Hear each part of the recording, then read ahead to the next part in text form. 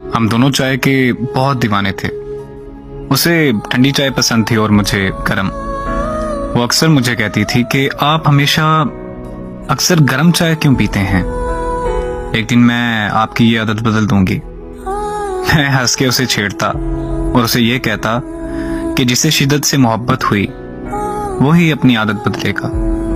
अगर तुम्हें मुझसे मोहब्बत हुई तो तुम गर्म चाय पीने लगोगी, और अगर मुझे तुमसे मोहब्बत हुई तो मैं जब तक जीऊंगा चाय ठंडी करके पीऊंगा।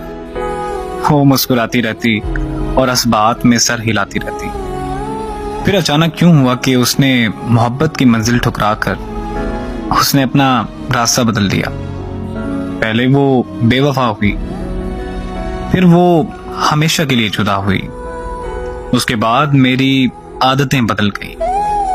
अब मैं अपनी जिंदगी नहीं जीता, बस उसकी याद के लम्हों में जी रहा हूं। बरसों से गर्म चाय ठंडी करके पी रहा हूं। आज मुद्दत बाद अचानक वो बेवफा, वो वादा शिकन नजर आ गई। वो एक मंजर देखकर यकतरफा मोहब्बत के भंवर में डूबे मेरे दिल को जैसे कि कोई किनारा नजर आ गया। बज़ाहिर तो वो किसी और के संग हंसते मुस्कुराते हुए जी रही थी, लेकिन असल में वो मेरी जिंदगी जी रही थी। बेख्याली में ही सही, लेकिन भाप उड़ाती गर्म चाय पी रही थी।